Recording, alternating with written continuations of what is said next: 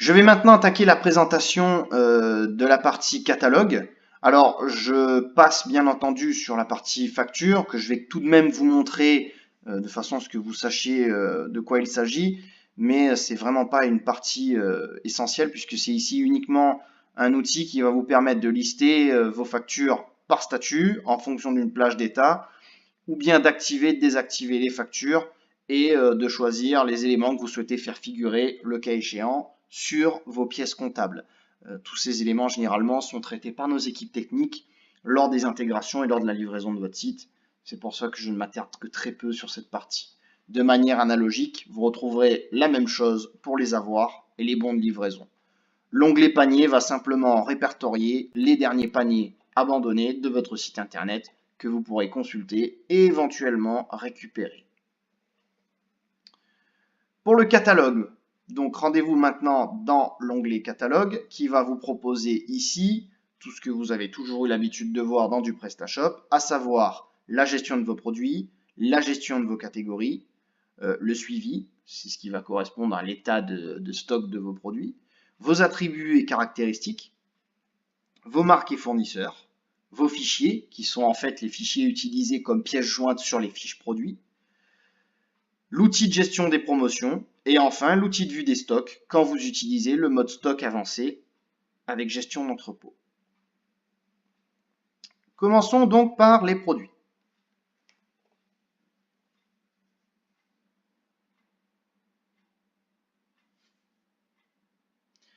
Donc ici, vous arrivez donc sur la page qui va regrouper l'ensemble des produits de votre boutique.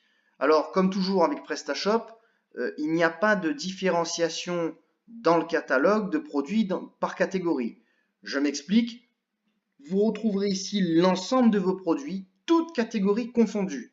Bien entendu, si vous voulez créer des filtres, il vous est possible d'effectuer un filtrage par catégorie pour ne faire apparaître que les produits des catégories que vous souhaitez gérer, modifier, éditer ou bien encore ajouter. Donc, présentation d'une fiche. Donc ici, vous avez votre petit listing. Je vais rentrer dans l'une d'entre elles.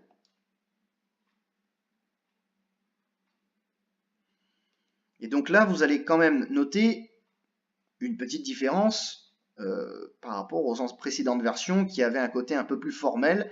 Ici, tout a été recoupé dans un onglet principal, essentiel, qui va mettre en avant en fait les principales fonctionnalités, les principales caractéristiques de votre produit, de manière à pouvoir créer votre fiche.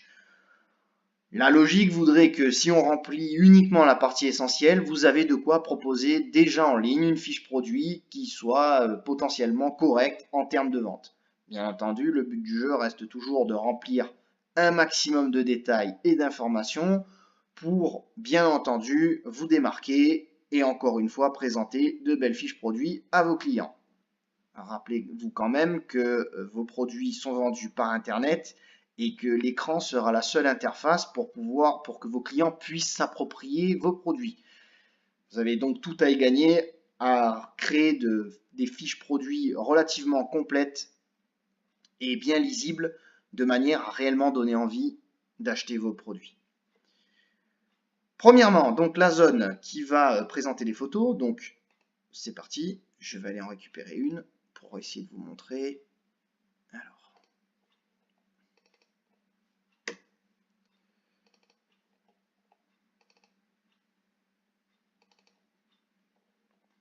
Donc l'image est automatiquement chargée depuis votre ordinateur et sera affichée ici. Vous pouvez bien sûr charger autant d'images que vous le souhaitez, dans la limite du raisonnable bien sûr.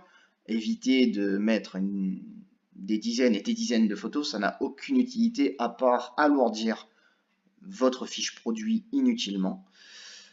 Alors, vous retrouverez ensuite la partie récapitulatif et la partie description. Quelle est la différence? Alors, pour cela, nous allons nous rendre sur la fiche produit. Je vais cliquer sur le petit bouton visualiser qui va m'emmener directement en vue sur la fiche produit que je suis en train d'éditer. Donc la voici. Ici, vous remarquerez une petite zone de texte qui correspond en réalité à la partie récapitulatif. Ce texte sera également repris dans la présentation des fiches au niveau de la catégorie ou de la visibilité rapide que vous obtenez généralement sur les périphériques mobiles. Exemple, donc je vais aller dans la catégorie.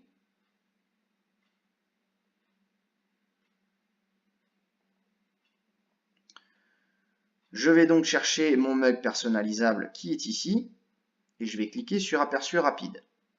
Là encore, je retrouve ma petite description. Donc, comprenez bien que c'est la partie récapitulative qui correspond à cette zone de texte. Ensuite, la partie description. Ici, utilisée de façon à, on va dire, mettre un peu plus en avant votre produit, à bien plus le détailler ou à commencer à donner quelques caractéristiques. C'est ce que vous allez retrouver donc ici. Quand vous allez rentrer sur la fiche produit, vous le retrouverez sur cette partie. Alors bien entendu, l'emplacement peut changer selon les thèmes, mais la logique reste toujours la même. Si vous avez déjà créé les marques, vous pourrez les choisir dans le menu déroulant ici. Je reviendrai sur l'étape de création des marques, bien sûr. Et vous pourrez bien sûr ajouter les caractéristiques ou ajouter des produits associés, c'est-à-dire des produits en accessoires. Comme toujours, vous taperez les 3 premières lettres et des suggestions vont apparaître. Ce qui permettra de faire afficher cela en fiche produit.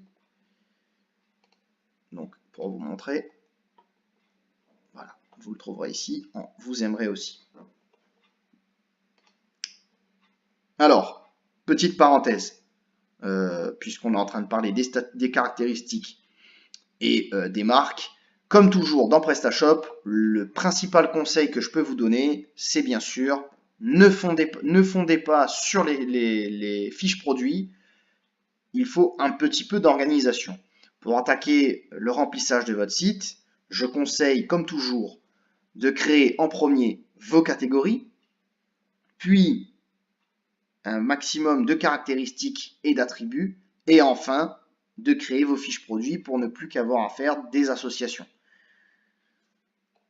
Sinon, de nombreux allers-retours sont à prévoir. Partie droite, donc zone déclinaison.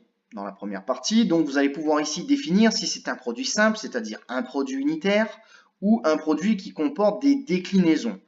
Alors, que veut dire un produit avec déclinaison? C'est très simple. Prenons l'exemple d'un smartphone. Je dispose d'un smartphone, je ne citerai pas de marque ou de modèle bien sûr, qui va varier en plusieurs couleurs et en plusieurs caractéristiques. Exemple, mon smartphone est disponible en noir, en blanc et en rouge, et également il va varier en fonction de ses capacités. Exemple, je vais avoir un modèle noir en 64 Go, 128 Go et 256 Go.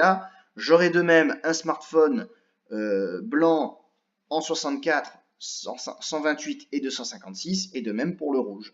C'est donc une même fiche produit, mais qui va proposer des variations par rapport à des caractéristiques. Encore une fois, c'est là où nos déclinaisons vont rentrer en ligne de compte. Nous y reviendrons un petit peu plus tard dans le chapitre des déclinaisons.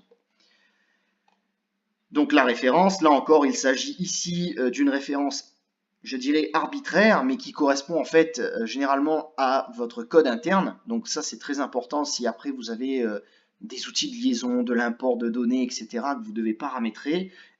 C'est plus facile pour vous retrouver. Sachez toutefois que cette référence, généralement, apparaît sur votre fiche produit. Au niveau de la fiche détail du produit, donc vous retrouvez bien sûr la marque, donc le logo de la marque quand il y en a un qui est associé, la référence et les stocks. Sachez que vous pouvez masquer les stocks depuis les paramètres ou sur simple demande auprès de notre service technique. Donc ici, en dessous, vous allez pouvoir définir votre prix. Donc le tarif hors taxe sera automatiquement calculé en TTC à partir du moment où vous aurez appliqué un taux de TVA. Donc vous pouvez rentrer dans n'importe quel sens, le système le calcule. Enfin, les catégories que vous souhaitez associer. Donc, comme toujours, ici, vous pouvez choisir là où les catégories à associer. Et bien entendu, un produit peut toujours être associé à plusieurs catégories à la fois, si vous souhaitez le faire apparaître dans plusieurs catégories naturellement. Pensez toujours à insérer la catégorie principale de façon à ce que cela corresponde au mieux à l'univers du produit. Alors, pourquoi ce petit détail a son importance? Vous remarquerez que accessoires de maison est ici la catégorie principale. C'est donc par défaut là que va le ranger le système. Et vous le remarquerez dans l'URL que c'est cette catégorie qui apparaîtra pour générer l'URL du produit. Ça aura donc ici un impact sur votre référencement naturel. C'est pourquoi il est important de mettre en place une bonne hiérarchie pour optimiser votre positionnement dans les moteurs de recherche. Donc je vais enregistrer mon produit, puisqu'il n'était pas en mode déclinaison. Et je vais donc passer aux déclinaisons. Alors, encore une fois, j'expliquerai comment créer des déclinaisons dans le module juste après. Je suis la hiérarchie de présentation du module, mais vous pouvez reprendre chacune des formations et des petites vidéos de présentation dans l'ordre que vous souhaitez. Vous pouvez directement sauter au module présentation des caractéristiques et attributs, de manière à savoir comment j'ai pu créer ces différentes combinaisons. Donc ici, les déclinaisons ont légèrement changé par rapport aux anciennes versions, et d'ailleurs, ceux qui suivent PrestaShop depuis un moment pourront dire qu'ils ont quand même fait un bon boulot en termes d'optimisation, puisque c'est quand même beaucoup plus lisible et plus simple. Donc maintenant, tout simplement, il vous suffit de sélectionner vos caractéristiques, simplement en cliquant, comme je suis en train de le faire, là, vous le voyez à l'écran. De toute manière, vous aurez un indice, puisque vous les verrez, qui s'afficheront à mesure dans cet encart. Une fois que vous avez choisi toutes les possibilités de déclinaison, il ne vous restera plus qu'à cliquer sur le bouton Generate. Petit bug de traduction, il sera prochainement en français, je le pense. Donc c'est parti.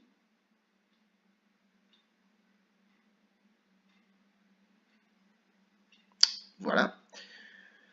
Donc comme toujours, hein, les statistiques, mais il n'y a rien de magique, hein, c'est simplement des cas possibles de votre produit. Donc il a créé une duplication en taille S, couleur gris, dimension 40-60, puis il a fait la même en couleur top, dimension 40-60, et ainsi de suite pour chacune des combinaisons possibles. Donc il ne vous reste plus qu'à indiquer l'impact sur le prix, s'il y en a, bien sûr, dans le cas où votre produit en taille S, couleur gris, est plus ou moins cher que le produit en couleur top, etc.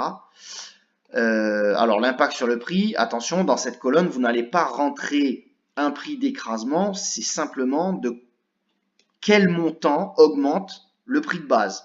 Exemple, si ici je mets 10 €, vous allez remarquer qu'il est passé à 23. Également, vous allez définir quelle est la déclinaison par défaut pour dire par défaut, je veux afficher le produit dans cette taille, dans cette couleur, dans cette dimension, ou bien entendu dans l'attribut ou les caractéristiques que vous aurez défini sur votre fiche produit, de manière à ce que le système sache quel est le produit référent. Et bien entendu, je vous invite à compléter les stocks pour chacune de vos variations, de façon à ne pas se retrouver avec des mauvaises surprises.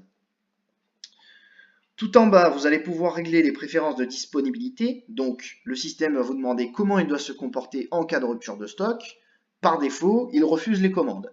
Bien entendu, vous pouvez forcer l'acceptation des commandes pour cette fiche produit uniquement, bien sûr, puisque je le rappelle qu'on est sur la création de fiche produit, de manière à ce que même un produit en rupture de stock puisse être commandable par vos clients, à utiliser en toute connaissance de cause. Dans cette case, libellé ici en stock, donc par défaut, le produit mettra disponible, mais vous pouvez bien entendu mettre ce que vous voulez, hein, savoir disponible sous 48 heures, si vous avez un tout petit peu de reliquats, mais que vous pouvez quand même les vendre. Si rupture de stock et précommande est autorisée, donc c'est-à-dire que vous forcez accepter les commandes, vous pouvez marquer indisponible ou expédié sous 7 jours, par exemple. Et vous pouvez même indiquer une date de disponibilité.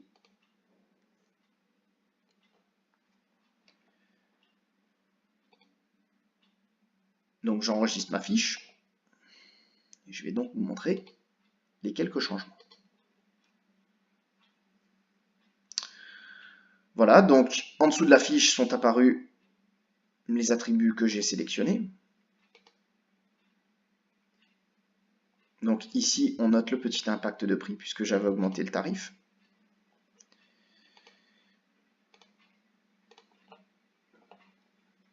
Et bien entendu, les informations en fonction des stocks de produits. Alors, une petite remarque, notamment pour l'attribut des couleurs, que je détaillerai encore une fois sur la partie des attributs. Pour que le système colorise, comme certains l'entendent, l'image de votre produit, il n'y a pas de magie.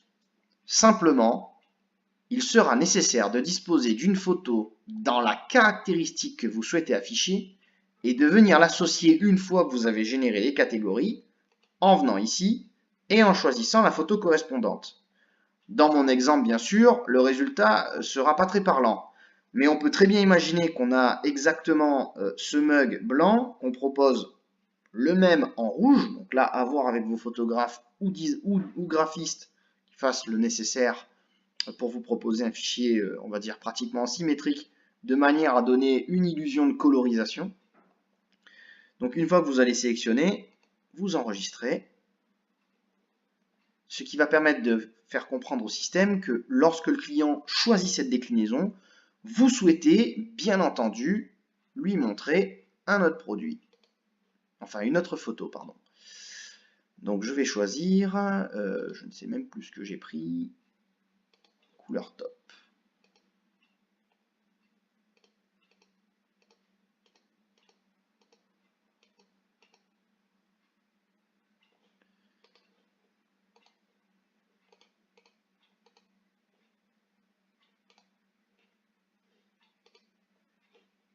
Excusez-moi, petit détail, voilà.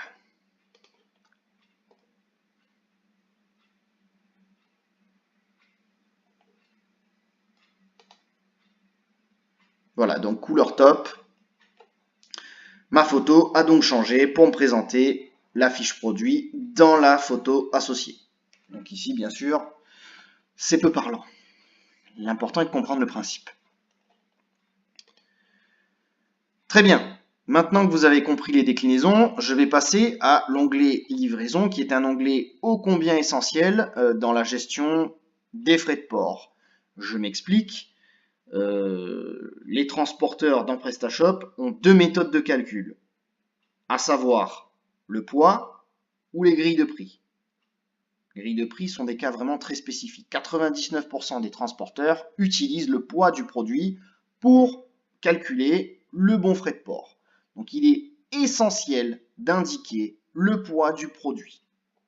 Sauf cas explicite, mais si vous n'indiquez pas le poids du produit, le calcul des frais de port pour vos clients ne se fera pas. Vous avez la possibilité d'indiquer la largeur, la hauteur et la profondeur de votre colis de façon à ce que si certains transporteurs bornent les tailles de colis, ils ne soient pas proposés en livraison. Il est évident que si vous vendez quelque chose qui fait 2 mètres sur 4 mètres, prenons le cas d'un service postal classique qui fait de l'envoi de colis, la borne est à 30 kg, on envoie des colis, on va dire de 60 par 60, allez 90 par 90 maximum, c'est sûr que ce sera refusé. Donc pour éviter des cas litigieux ou des commandes à annuler, il est important là aussi de pouvoir l'indiquer, bien que ce soit plus tolérant, car encore une fois, j'insiste, la composante de calcul est vraiment le poids. Les délais de livraison. Donc ici, vous allez pouvoir définir un délai de livraison spécifique pour ce produit en l'indiquant dans la case juste en dessous ou en utilisant le délai de livraison par défaut que nous avons paramétré, encore une fois, la livraison avec nos équipes. Donc ici, je vais l'écraser et je vais signifier livraison en 48 heures ouvrées et indiquer en cas de produit épuisé, livraison sous 15 jours. Frais de livraison. Alors ici, ce sont des frais de livraison additionnels, c'est-à-dire que ce sont des frais qui vont s'ajouter en plus de vos frais de transporteur habituels, bien entendu, s'il est dans les grilles de poids prévues à cet effet. Qu'est-ce que ça veut dire? Ça veut dire que ces frais de livraison vont s'ajouter dans le cas où vous devez facturer des frais de manutention, des frais d'entrepôt, des frais de dépalettisage.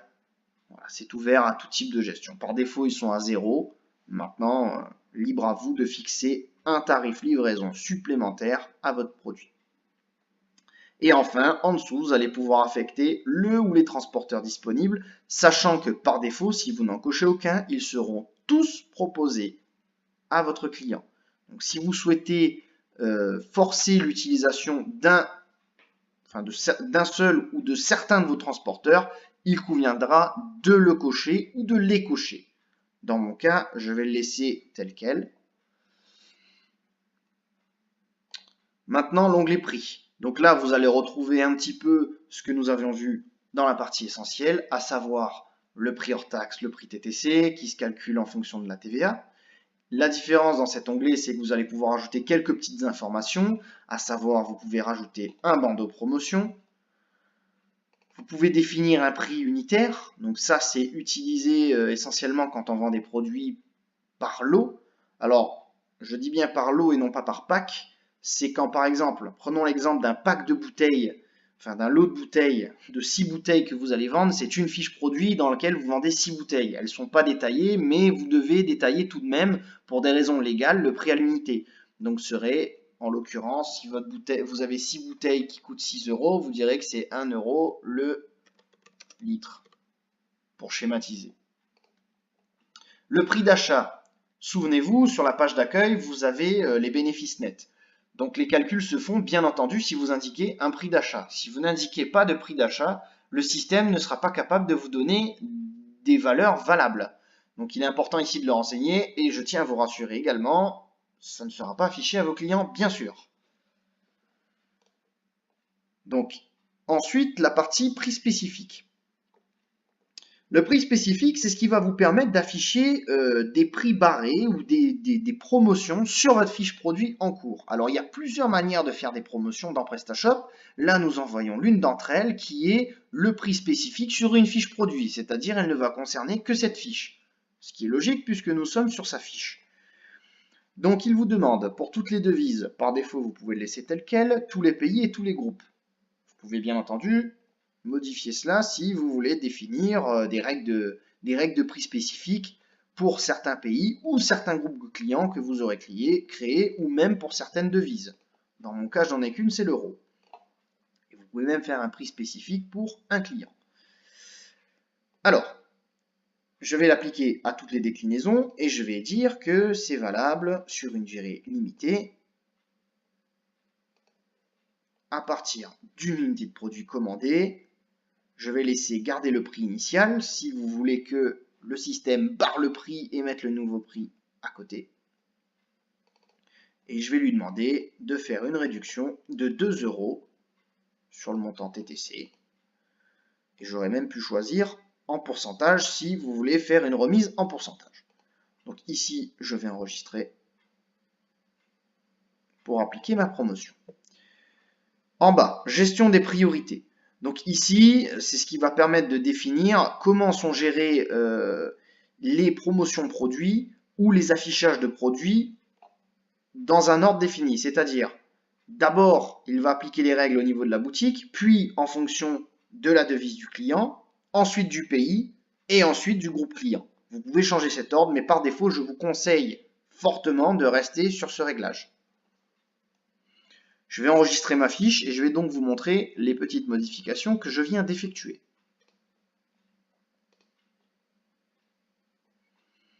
Donc mon bandeau promo apparaît ici. Alors encore une fois, cela dépend du thème, hein, bien sûr.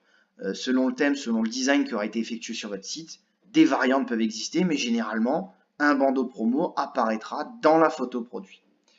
On retrouve bien sûr mon prix barré, mon nouveau prix, et une belle pastille pour attirer l'œil du client et mettre en avant le prix économisé.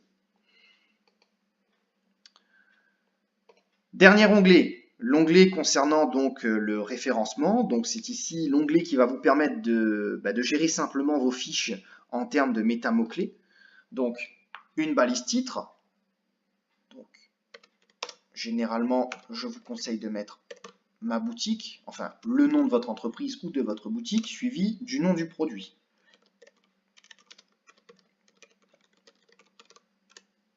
Une description.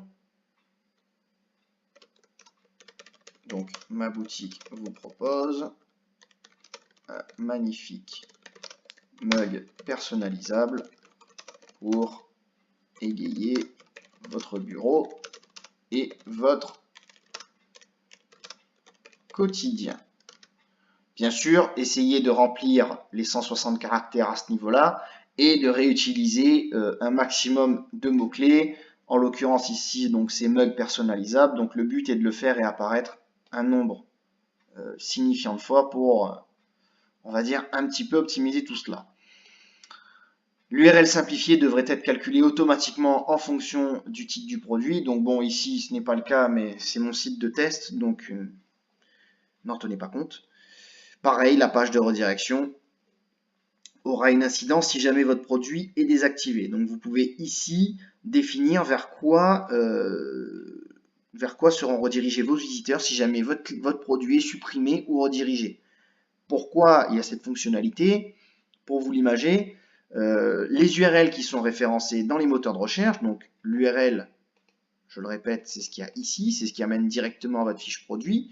Même si vous désactivez votre produit, cette URL va avoir une durée de vie, on va dire, d'un certain temps dans les réseaux, dans les moteurs de recherche et parfois même dans les réseaux sociaux s'il y a eu partage.